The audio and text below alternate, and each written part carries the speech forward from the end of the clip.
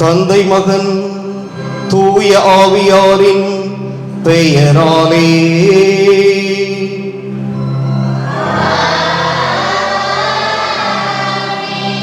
நம் ஆண்டவராகிய இயேசு கிறிஸ்துவின் அருளும் கடவுளின் அன்பும் தூய ஆவியாரின் நட்புறவும் உங்கள் அனைவரோடும் இருப்பதாக.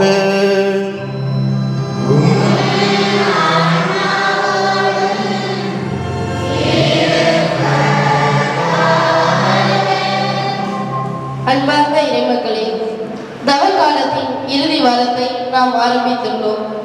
அடுத்த ஞாயிறு குருத்து ஞாயிறு, அதைத் தொடர்ந்து பாடுகளின் வாரம்.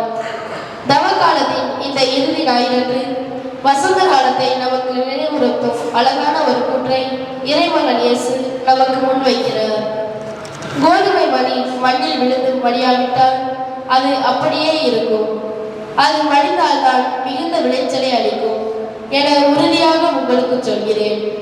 தாவர உலகம் மீண்டும் உயிர் பெற்று எழும் வசந்த காலத்தில் இயேசுவின் இந்த கூற்று பல எண்ணங்களை உள்ளத்தில் விதைக்கின்றது. விதைக்கப்பட்ட இந்த எண்ணங்கள் மிகுந்த விளைச்சலை கொடுக்க வேண்டும் என்பது நம் எண்ணம். இதுவரை தன் நேரம் இன்னும் வரவில்லை என்று உணர்ந்திருந்த இயேசு இன்று தன் நேரம் வந்துவிட்டது என்று சொல்கிறார். எதற்கான நேரம் இது? மானிட மகன் மாட்சி பெறும் நேரம். உணவாக மாறி மற்றவரை வாழ்விப்பதும், விதையாக மாறி தன் இனத்தை பெருக்குவதும் கோதுமை மணிக்கு மட்டுமல்ல, உலகில் படைக்கப்பட்ட அனைத்து தானிய மணிகளுக்கும் உள்ள இயல்பான 2 காரணங்கள். இயேசுவும் தான் மரித்து மண்ணில் புதைக்கப்பட்டு மீண்டும் உயிர்த்தெழுந்து இந்த மாநிலம் மீட்பு பெற வேண்டும் என்று விரும்பியதால் தான் நேரம் வந்துவிட்டது என்று கூறுகிறார். ஆம் அன்பர்களே, நாமும் இயேசு என்னும் நிலத்தில் புதைக்கப்பட்டு மீண்டும் புத்துயிர் பெற்று பலன் தரும் கோதுமை மணியாக மாறிட நேரம் வந்துவிட்டது என்று இயேசு அழைப்பது நம் காதுகளிலும் ஒலிக்கின்றது அல்லவா? கோதுமை மணி தன் சுய உயிரை இழந்தது போல் நாமும் சுயநலம் இழந்து பிறருக்கு பலன் தரும் மானிடராக இவ்வுலகில் வளம் பெற தேவையான வர வேண்டி இத்திருப்பலியில் மன்றாடுவோம். அன்புமிக்க சகோதர சகோதரிகளே, நம் திருமுழுக்கு நினைவாக நம்மீது தெளிக்கப்படும் தமது படைப்பாகிய இத்தண்ணீரை புனிதப்படுத்தி அருளுமாறு நம் கடவுளாகிய ஆண்டவரை கெஞ்சி மன்றாடுவோமாக. அவரே நமக்கு உதவி அளித்து நாம் பெற்றுக்கொண்ட தூய ஆவிக்கு உண்மை உள்ளவர்களாய் நிலைத்திருக்க அருள்வாராக. என்றென்றும் உள்ள எல்லாம் வல்ல இறைவா, வாழ்வின் ஊற்றும் தூய்மையின் தொடக்கமுமான தண்ணீரின் வழியாக மக்கள் புனிதம் அடைந்து நிலை வாழ்வின் கொடையை பெற வேண்டும் என்று திருவுளமானீர்.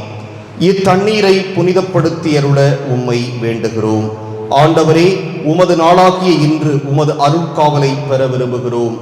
வாழ்வழிக்கும் உமது அருளின் ஊற்றினை எம்மில் புதுப்பித்தருளும்.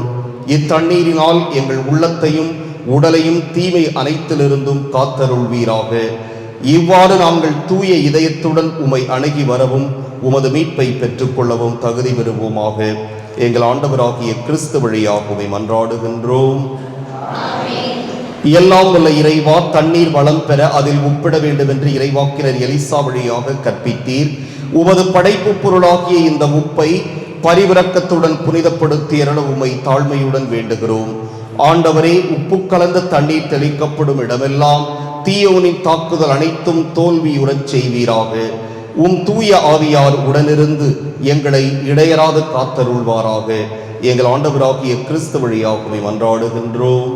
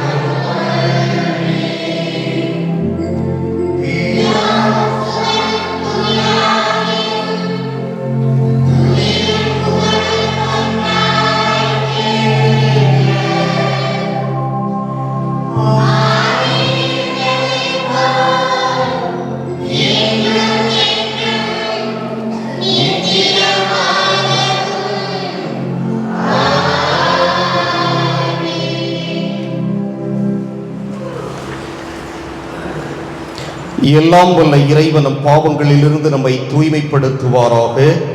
இந்த நற்கருணை கொண்டாட்டத்தின் வழியாக அவர் தம்முடைய ஆட்சியின் விருந்தில் பங்கு கொள்ள நம்மை தகுதி பெறச் செய்வாராக.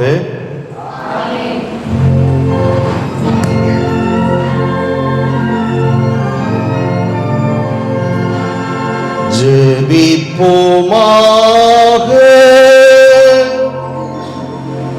ஆண்டவரே எங்கள் இறைவா,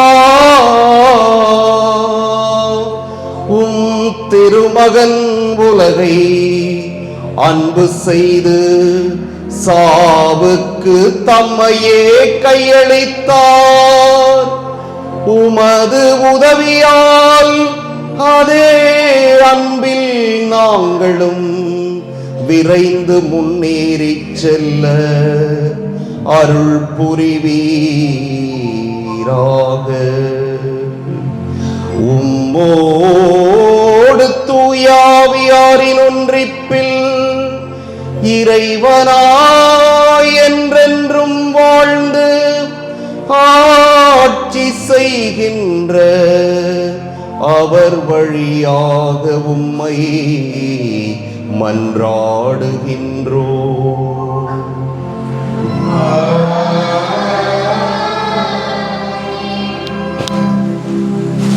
இன்றைய முதல் வாசகத்தில் கடவுள் புதியதோர் உடன்படிக்கையை செய்ய போவதாக இறைவாக்கினர் எரேமியா வாயிலாக வாக்களிக்கின்றார்.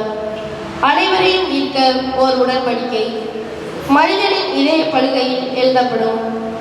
அதன் முக்கிய சிறப்பு, இனி இறைவாக்கினர் வழியாக அல்ல, இறைவனை முன்வந்து போதிப்பார். இன்னொரு சிறப்பு, மக்கள் கடவுளை முழுமையாக அறிந்து கொள்வார்கள். நான் அவர்களின் கடவுளாய் இருப்பேன், அவர்கள் என் மக்களாய் இருப்பார்கள். இந்த நெருக்கமான நேரடி உறவை எடுத்து கூறும் இறைவாக்கினர் எரேமியாவின் வார்த்தைகளை மனதில் பதிவு செய்வோம். புதிய உடன்படிக்கையை செய்து கொள்வேன், பாவங்களை நினைவு கூற மாட்டேன். முதல் வாசகம் இறைவாக்கினர் எரேமியா நூலிலிருந்து வாசகம். அதிகாரம் 31, இறை வார்த்தைகள் 31 முதல் 34 வரை.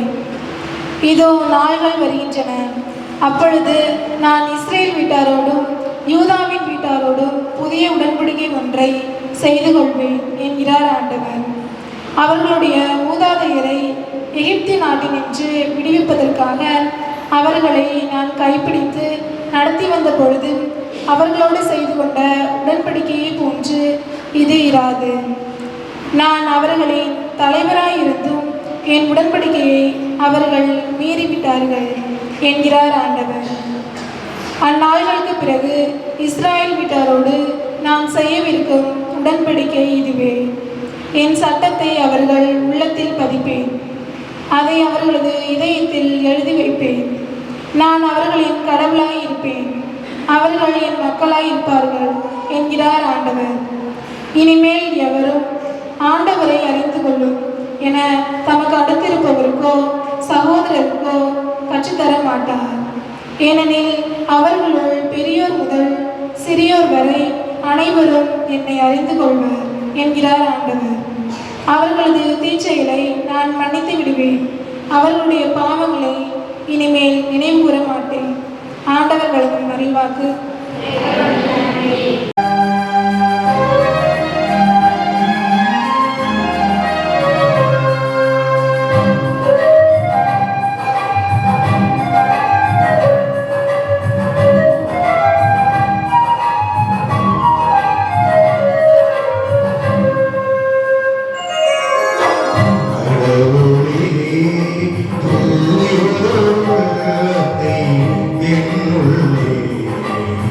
என்னுள்ளே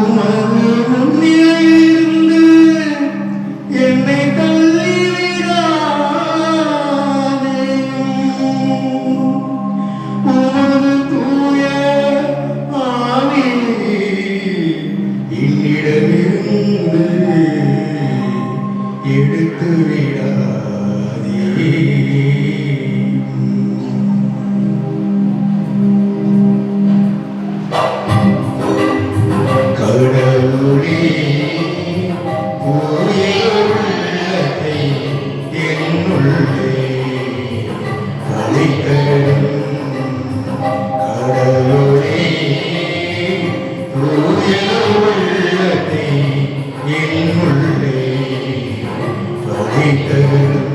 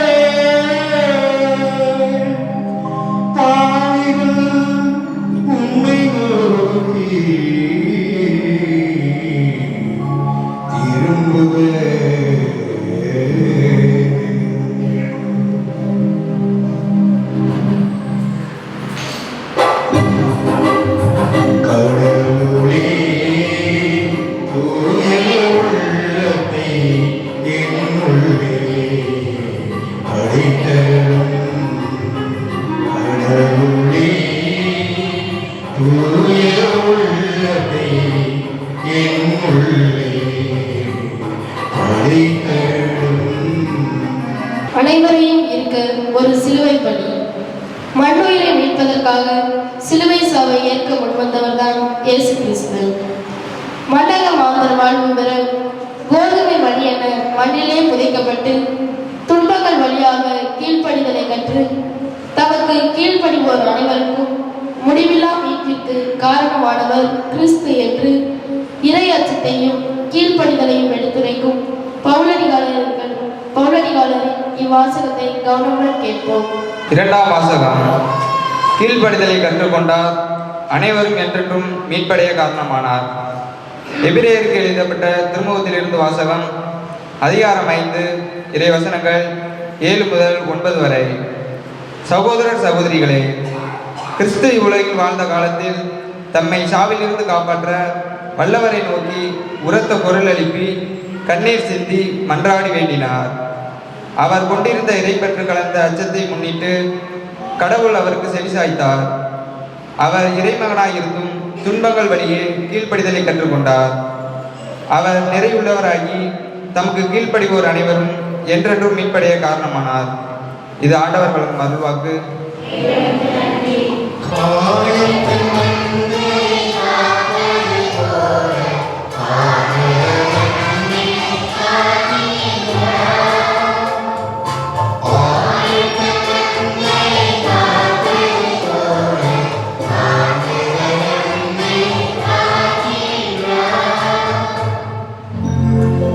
எனக்கு தொண்டு செய்வோர் என்னை பின்பற்றட்டும்.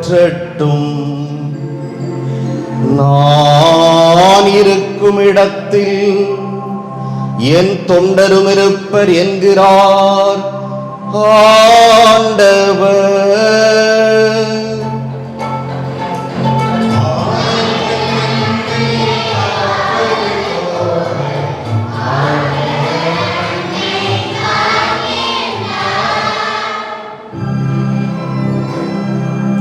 ஆண்டவர் உங்களோடு இருப்பாராக.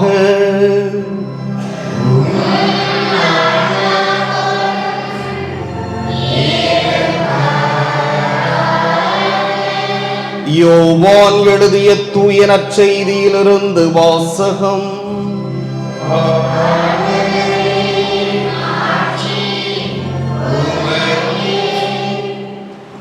அதிகாரம் 12, இறைவாக்குகள் 20 தொடக்கம் 33 இறுதியாக.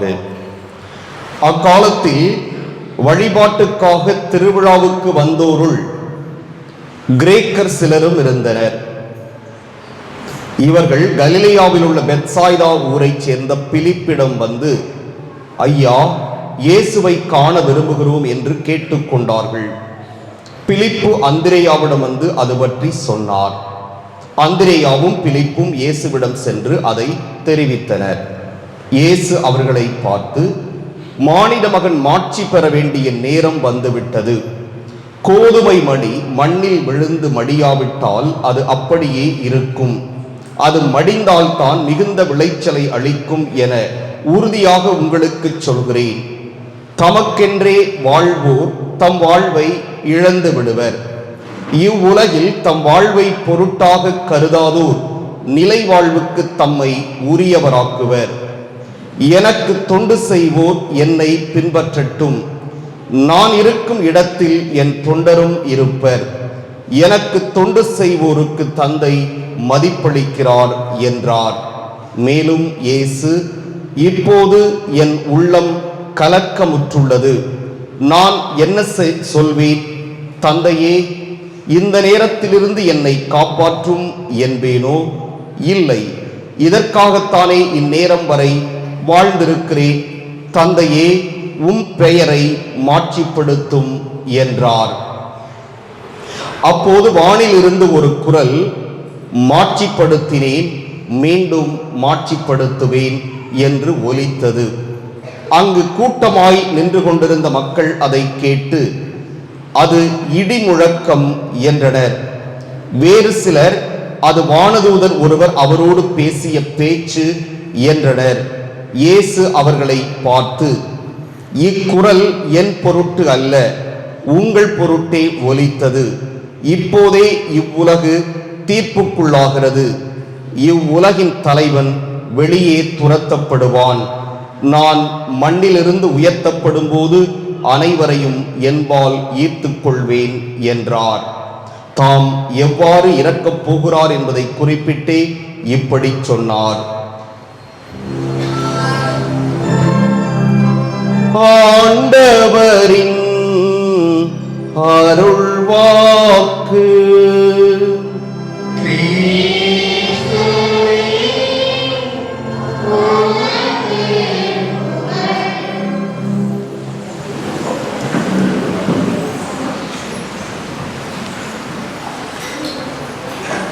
தவக்காலத்தினுடைய கடைசி ஞாயிற்றுக்கிழமை.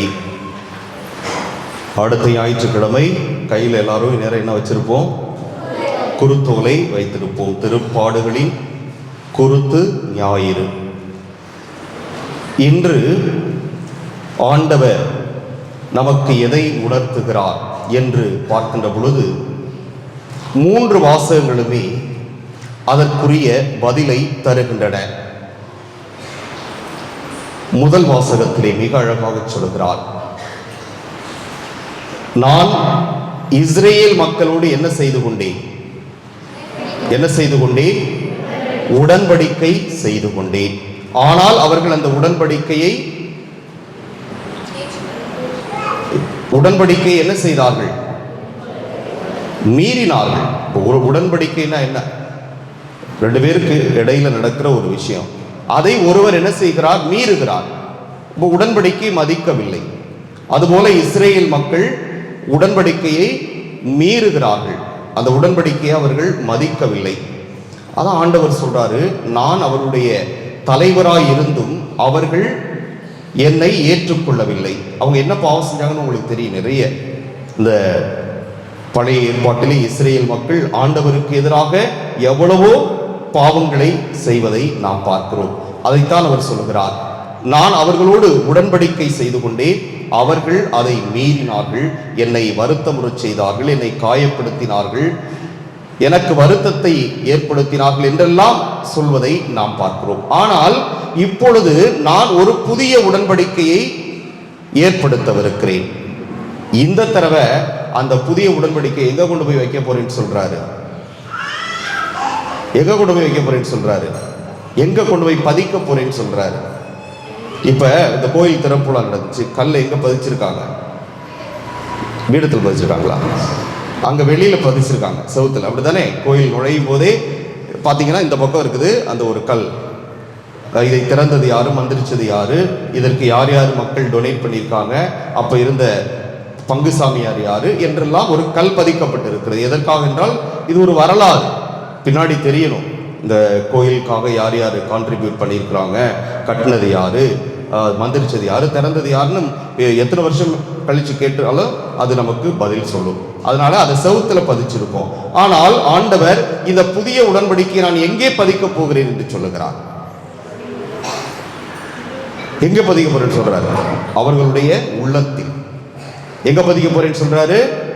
அவர்களுடைய உள்ளத்தில் பதிக்க போகிறேன் என்று சொல்கிறார். எவ்வளவு அருமையான வார்த்தை பாருங்க.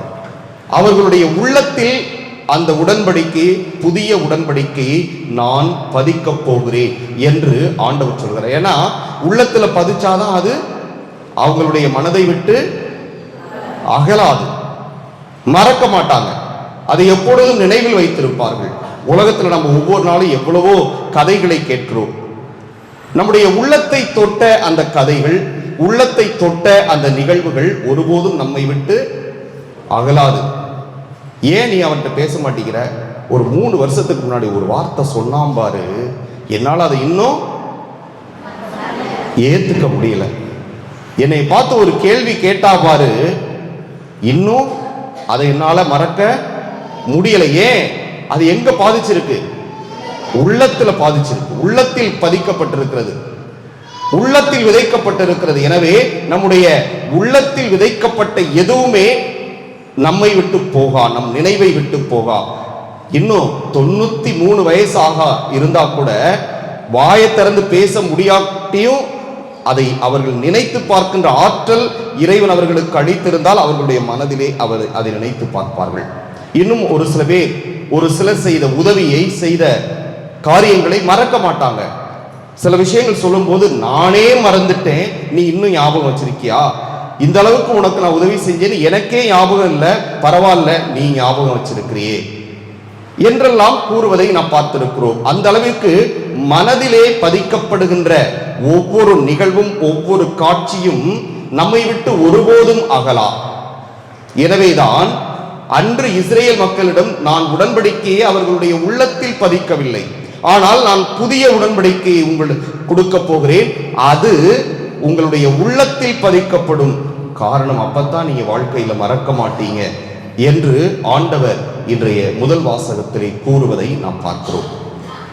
என்னது அப்படி என்ன உடன்படிக்கை? உங்களுக்கு நான் ஒரு மகனை தரப்போகிறேன், அவர்தான் இயேசு கிறிஸ்து.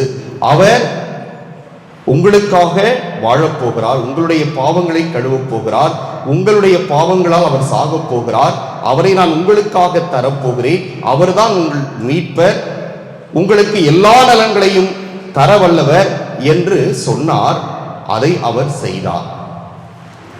துன்பத்தின் வழியாகத்தான் மீட்பு, சிலுவையின் வழியாகத்தான் மீட்பு. அதை அந்த ஆண்டவர் முழு மனதோடு ஏற்று நிறைவு செய்வதை நாம் பார்க்கிறோம். இன்றைக்கும் இப்போ பாஸ்கா பிராக்டிஸ் பண்ணிட்டு இருக்கிறாங்க, அதுபோல யூடியூப்ல பார்க்கிறோம். பார்க்கின்ற பொழுது அந்த காட்சி வருகின்ற பொழுது, இயேசுவை அடிக்கின்ற காட்சி, உதைக்கின்ற காட்சி, அவர் ரத்தம் சிந்துகின்ற காட்சி வருகின்ற பொழுது நம்மை அறியாமலே நாம் அழுகிறோம். இயேசு படுகின்ற துன்பங்களை ஏதோ நாமே துன்பப்படுவது போன்று நம்முடைய உள்ளத்திலே ஏற்று நாம் அழுகிறோம் என்றால் உள்ளத்தில் அவர் பதித்த அந்த உடன்படிக்கை, அந்த அளவிற்கு நாம் இயேசுவை அன்பு செய்கிறோம் என்பதை காட்டுகிறது.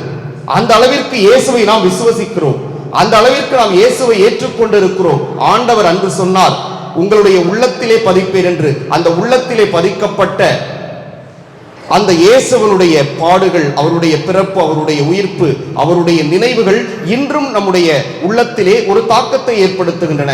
கிறிஸ்து பிறப்பு விழா என்று கொண்டாடுகின்ற பொழுது அந்த நினைவுகள் நமக்கு மகிழ்ச்சியை தருகின்றன. தவக்காலம் என்று வருகின்ற பொழுது அது நமக்கு வேதனையை தருகின்றன. அவருடைய பாடுகளில் நாம் பங்கேற்கிறோம். காரணம், அது நம்முடைய உள்ளத்திலே ஒரு தாக்கத்தை ஏற்படுத்துவதை நாம் பார்க்கிறோம். நற்செய்தியிலே இயேசுவை காண வேண்டும் என்று வருகின்ற பொழுது பிலிப்பும் அந்திரேயாவும் இயேசுவிடம் இதை சொன்னபோது அவர் அதை கண்டுகொண்டதாக தெரியவில்லை. இதைத்தான் இன்றைய நற்செய்தியிலே நாம் பார்க்கிறோம். ஏனென்றால் மானிட மகன் மாட்சி பெற வேண்டிய நேரம் வந்துவிட்டது. இனிமே வேற எதுக்கும் நேரம் இல்லை. எனக்கு கொடுக்கப்பட்ட அந்த காலத்திலே நான் மக்களுக்காக பணி செய்து விட்டேன். உங்களுக்காக நான் எவ்வளவோ புதுமைகளை ஆற்றியிருக்கிறேன். ஆண்டவருடைய நற்செய்தியை விதைத்திருக்கிறேன். எவ்வளவோ பணிகளை செய்திருக்கிறேன். இந்த காலம் நான் என்னையே ஆண்டவருக்கு காணிக்கையாக என்னுடைய உயிரை கொடுக்க வேண்டிய நாள். அதற்குரிய காலம் தொடங்கிவிட்டது. எனவே நான் தந்தையை மாட்சிப்படுத்தவிருக்கிறேன். என்ன மாட்சிப்படுத்துவது? அவர் நம்முடைய பாவங்களுக்கு கழுவாயாக இயேசுவினுடைய உயிரை கையளிக்க வேண்டும் என்று இயேசுவிடம் அவர் பணித்திருந்தார். தந்தையினுடைய விருப்பத்திற்கு முற்றிலுமாக அவர் கையளிக்கும் விதமாக இந்த காலத்தை அவர் தொடங்குகிறார். மாட்சிப்படுத்த வேண்டிய காலத்தை.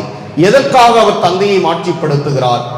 தந்தை உயிர்ப்பின் வழியாக நம் ஆண்டவரை மாட்சிப்படுத்தவிருக்கிறார்.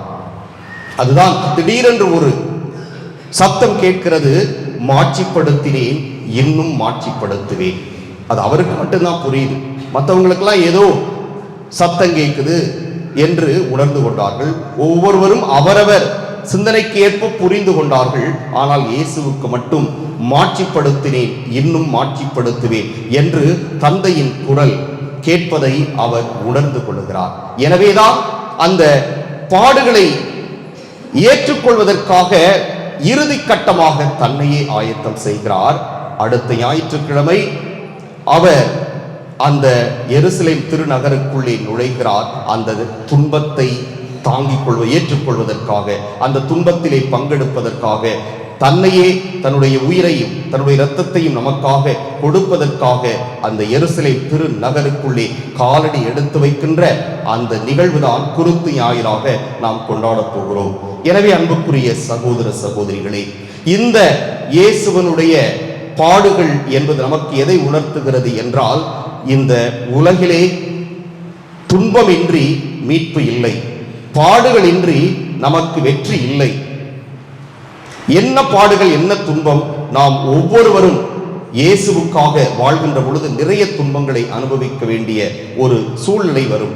நம்முடைய குடும்பங்களுக்காக வாழ்கின்ற பொழுது குடும்பத்திற்காக எவ்வளவோ தியாகங்களை, எவ்வளவோ துன்பங்களை சந்திக்க வேண்டிய ஒரு சூழல் வரும். எனவே அவ்வாறு இங்கு இருக்கின்ற குடும்ப தலைவர்கள், தலைவிகள் எல்லோருமே பாடுகளை அனுபவிக்காமல், துன்பத்தை அனுபவிக்காமல் உங்களுடைய குடும்பங்களுக்கு நீங்கள் எதையுமே சாதித்திருக்க முடியாது என்பது உங்களுடைய உள்ளத்திலே ஒவ்வொருவரும் அறிந்து வைத்திருக்கிறீர்கள். எனவே அவ்வாறு பாடுகள், துன்பங்கள் நம்முடைய குடும்பத்திற்காக நாம் படுகின்ற பொழுது அதில் வெற்றி கொள்ள நம்மை அழைத்து செல்வது இந்த இயேசுவனுடைய அருள்தான். எவ்வாறு தந்தை நம்மை மீட்பார், நம்மை மாட்சிப்படுத்துவார் என்றது இயேசு நம்பி தன்னையே முற்றிலுமாக கையளித்தாரோ, அதுபோன்று நாமும் முற்றிலுமாக நம்மையே ஆண்டவருக்கு கையளிக்கின்ற பொழுது ஆண்டவர் நம்மையும் மாட்சிப்படுத்துவார். ஆமென். எழுந்து நின்று விசுவாசத்தை அறிக்கையிடுவோம்.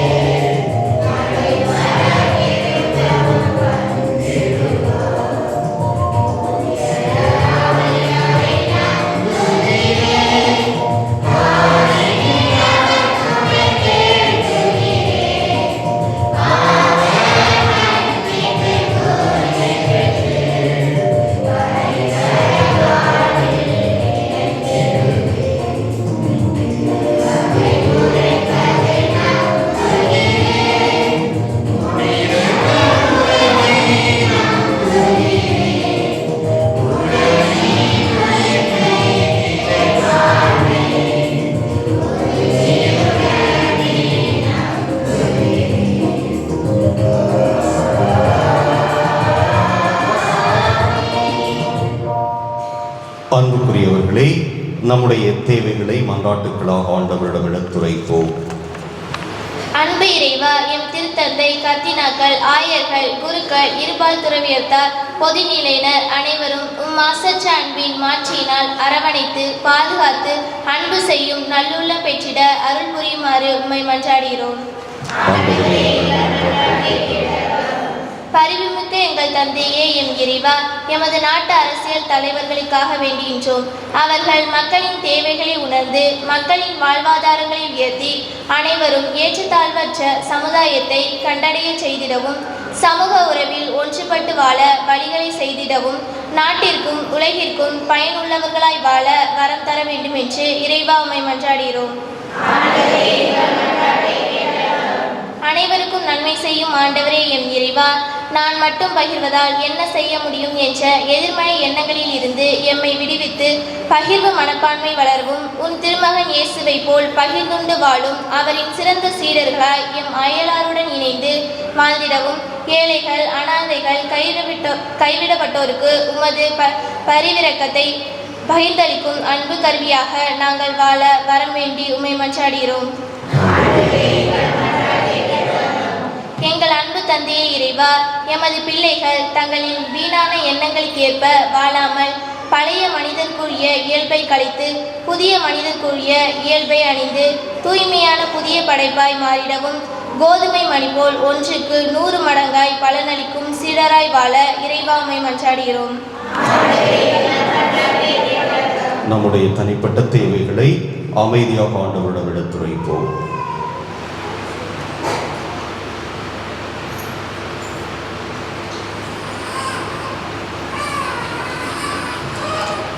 மன்றாடுவோமாக. எங்கள் புகலிடமும் பலவுமாக இறைவா, எங்களிடம் இறை உணர்வை தூண்டி எழுப்புகிறவர் நீரே. உம்முடைய மக்களின் உருக்கமான இந்த மன்றாட்டுக்களை ஏற்று நிறைவு செய்ய வேண்டும் என்று எங்கள் ஆண்டவர் கிறிஸ்து வழியாக மன்றாடுகின்றோம்.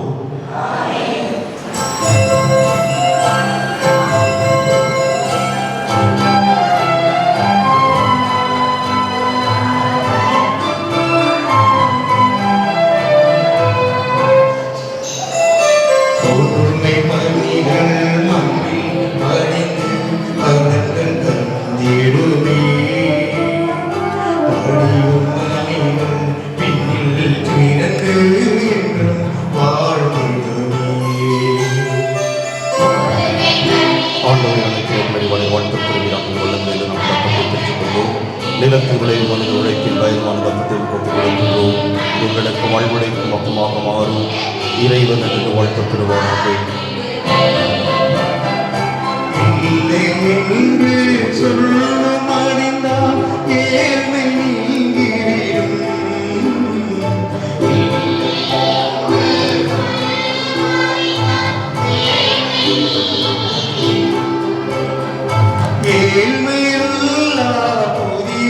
ஆண்டவரை அழைத்துள்ள அறிவானை வாழ்த்து பெறுவீராக பெற்றுக் கொள்ளும் திராட்சை செடியும் மனித உழைப்பின் வயதுமான ரசத்தில் போட்டுக் கொடுக்கிறோம். இதயங்கள் ஆன்மீக பானமாக மாறும் இறைவனருக்கு வாழ்த்து பெறுவாராக. ஆண்டவரை தாழ்வியான மனவரும் எவ்வளவு படையேற்றவரும் ஆண்டவரை இறைவா, நாம் எதுவும்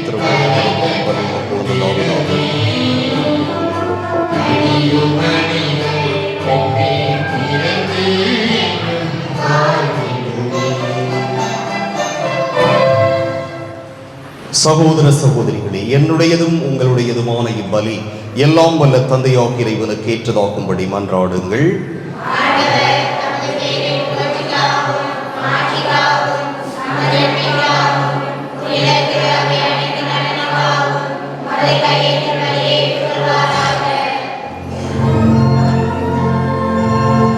எல்லாம் வல்ல இறைவா, கிறிஸ்தவ நம்பிக்கையின் படிப்பினையால் நீர் நிரப்பியுள்ள அடியார்களுக்கும் எங்களுக்கும் செவி சாய்த்தருளும்.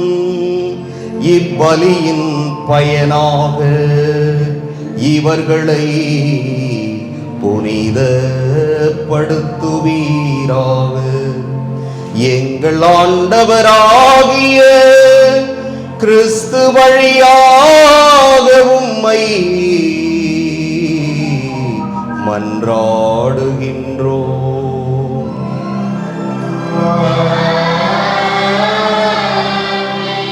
ஆண்டவர் உங்களோடு இருப்பாராக.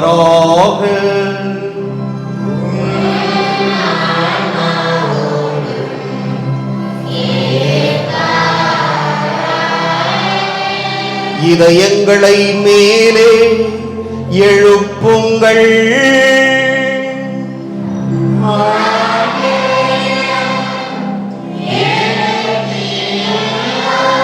நம் இறைவனாகிய ஆண்டவருக்கு நன்றி கூறுவோம்.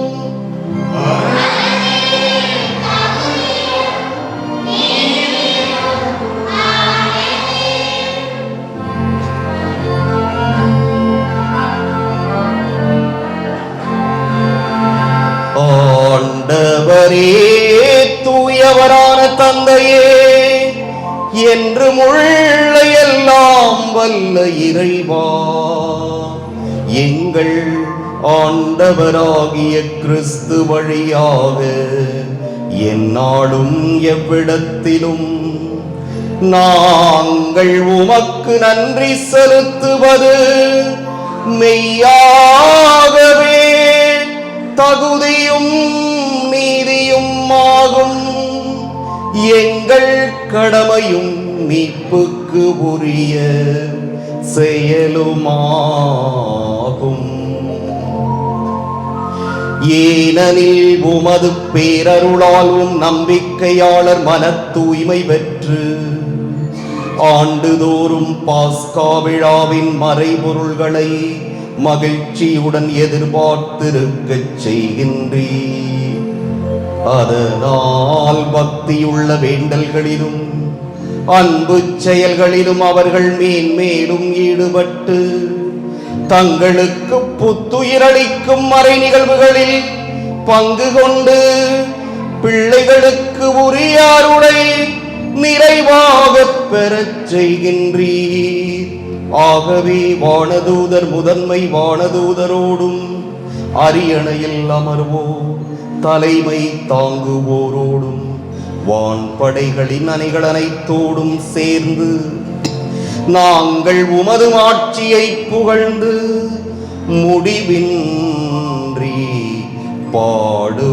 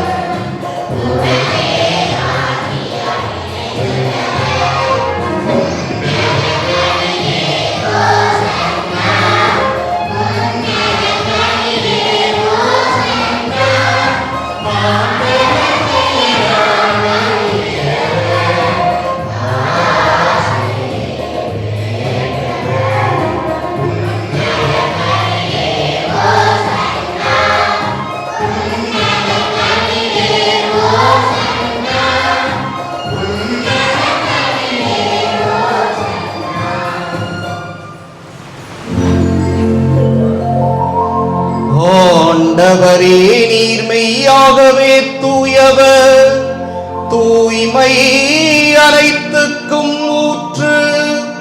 ஆகவே உம்முடைய ஆவியை பொழிந்து இக்காணிக்கைகளை தூய்மைப்படுத்த உம்மை வேண்டுகிறோம்.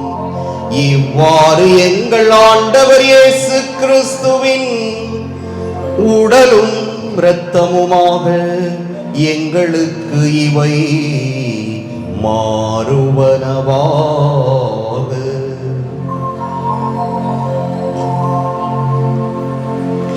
அவர் பாடுபட உளம் கனிந்து தம்மை கையளித்த போது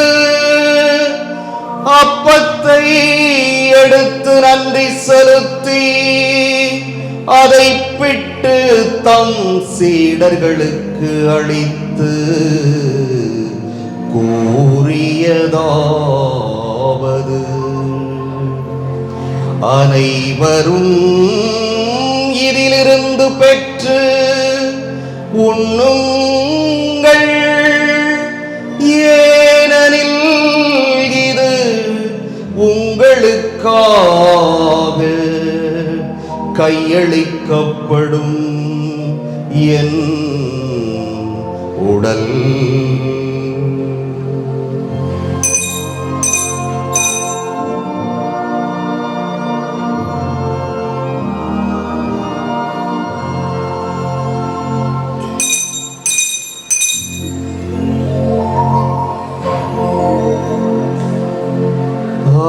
வண்ணமே இரவு விருந்தை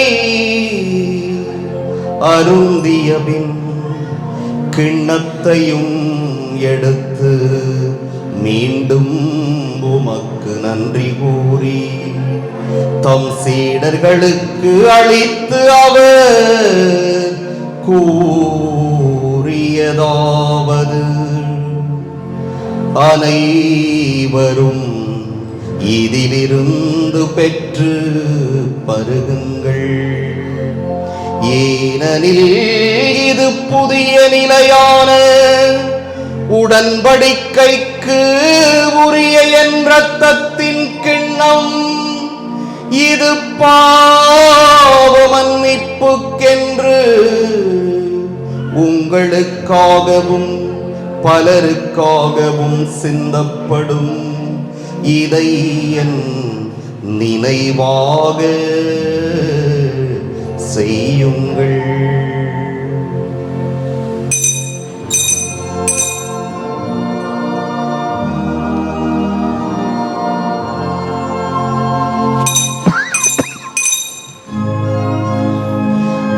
நம்பிக்கையின் மறைபொருள்.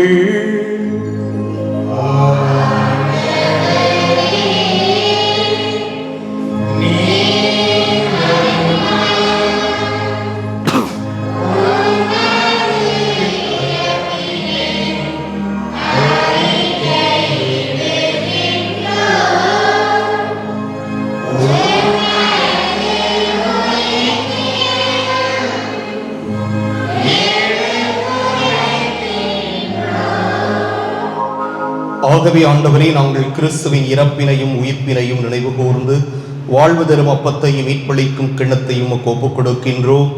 உம் திருமுன் நின்று உமக்கு ஊழியம் புரிய தகுந்தவர்கள் என எங்களை ஏற்றுக்கொண்டீர். எனவே உமக்கு நன்றி செலுத்துகிறோம். மேலும் கிறிஸ்துவின் உடலிலும் இரத்தத்திலும் பங்கு கொள்ளும் எங்களை தூய ஆவியார் ஒன்று சேர்க்க வேண்டுமென உம்மை தாழ்மையுடன் மன்றாடுகின்றோம். ஆண்டவரே, உலகெங்கும் பரவியிருக்கும் உமது திரு அவையை நினைவு கூர்ந்தருளும். எங்கள் திருத்தந்தை பிரான்சிஸ், எங்கள் மறைமாவட்ட பரிபாலகர் சகாயராஜ், எல்லா திருநிலையினராகிய அனைவரோடும் உமது திரு அவை அன்பில் நிறைவு பெறச் செய்தருளும். மேலும் உயிர்த்தெழும் எதிர்நோக்குடன் துயில் கொள்ளும் எங்கள் சகோதரர் சகோதரிகளையும் இறந்தோர் அனைவரையும் இரக்கத்துடன் நினைவு கூர்ந்து உமது திருமுக ஒளியினுள் ஏற்றருளும். எங்கள் அனைவர் மீதும் இரக்கமாயிரும். கடவுளின் கன்னித்தாயான புனித மரியா, அவருடைய கணவரான புனித யோசேப்பு, புனித திருத்தூதர்கள், இவ்வுலகில் உகந்தவராய் இருந்தோராகிய புனிதர் அனைவருடனும் நாங்கள் நிலை வாழ்வில் பங்கு கொள்ளும் தகுதி பெற்று உம் திருமகன் இயேசு கிறிஸ்து வழியாக உம்மை புகழ்ந்தேத்தும் வரமருள உம்மை மன்றாடுகின்றோம்.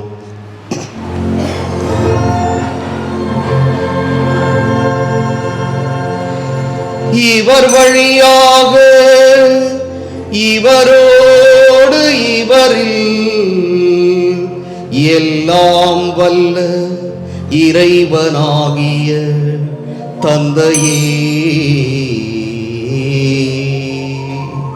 தூய ஆவியாரின் ஒன்றிப்பில் எல்லா புகழும் மாட்சியும் என்றென்றும் உமக்கு உரியதே.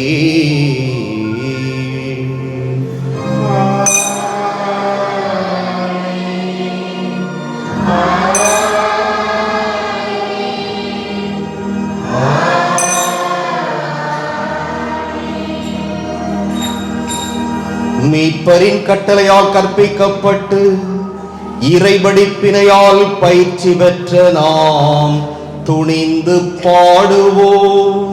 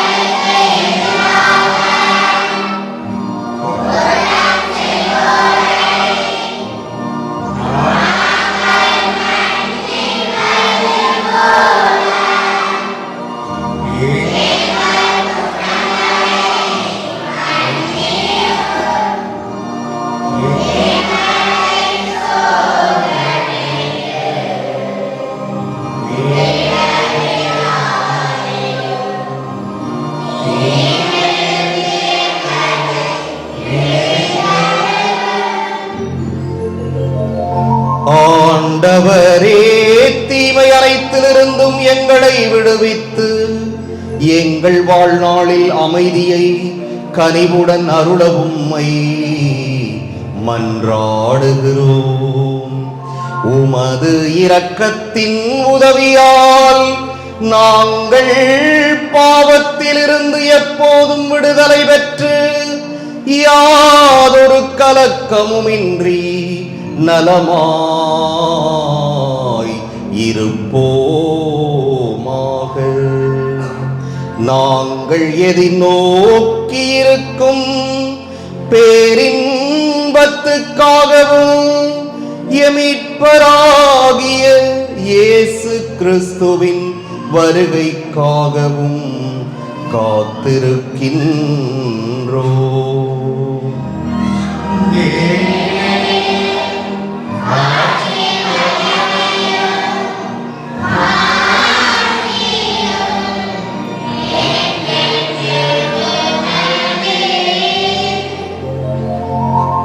ஆண்டவரே இயேசு கிறிஸ்துவே, அமைதியை உங்களுக்கு விட்டுச் செல்கிறேன், என் அமைதியையே உங்களுக்கு அளிக்கின்றேன் என்று உம் திருத்தூதர்களுக்கு மொழிந்தீரே.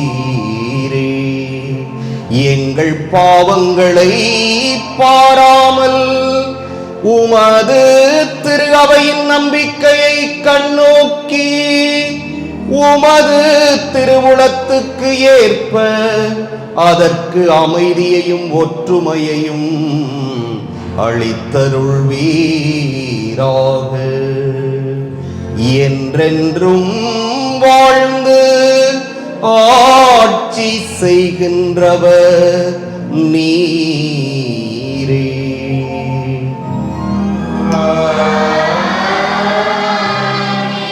ஆண்டவருடைய அமைதி உங்களோடு என்றும் இருப்பதாக.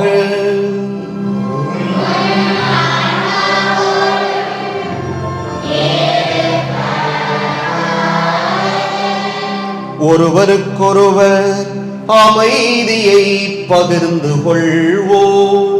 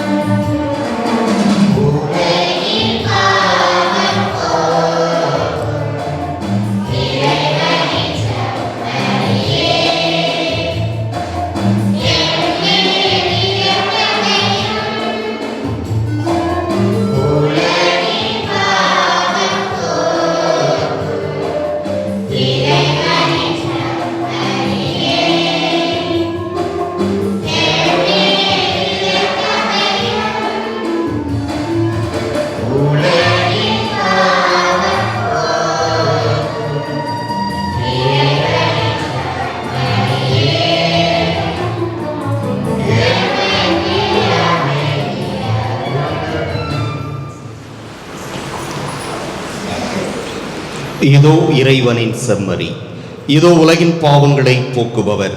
செம்மறியின் விருந்துக்கு அழைப்பு பெற்றோர் பேறு பெற்றோர்.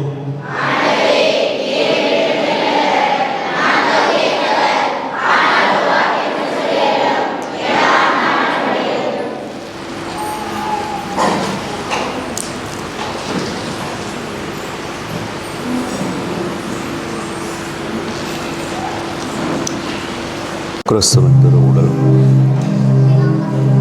கிறிஸ்துவின் திருவுடல், கிறிஸ்துவின் திருவுடல்.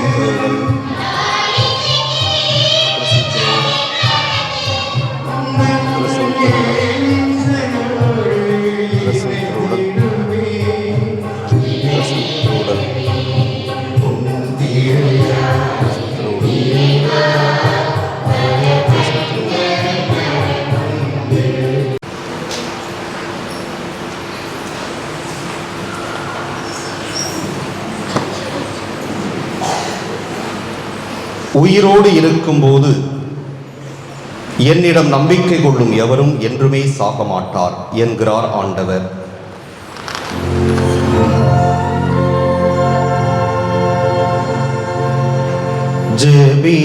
ஜெபிப்போமாக. எல்லாம் வல்ல இறைவா, எங்களுக்கு அருள் புரிய உம்மை வேண்டுகிறோம். இயேசு கிறிஸ்துவின் உடலையும் இரத்தத்தையும் உட்கொள்கின்ற நாங்கள் அவருடைய உறுப்பினர்களாக என்றும் விளங்குவோமாக. எங்கள் ஆண்டவராகிய கிறிஸ்து வழியாக உம்மை மன்றாடுகின்றோம்.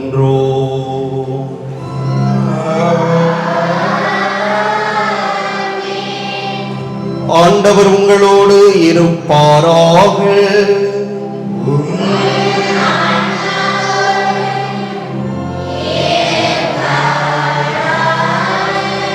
எல்லாம் வல்ல இறைவன் தந்தை, மகன், தூய ஆவியார் உங்களுக்கு ஆசி வழங்குவாராக.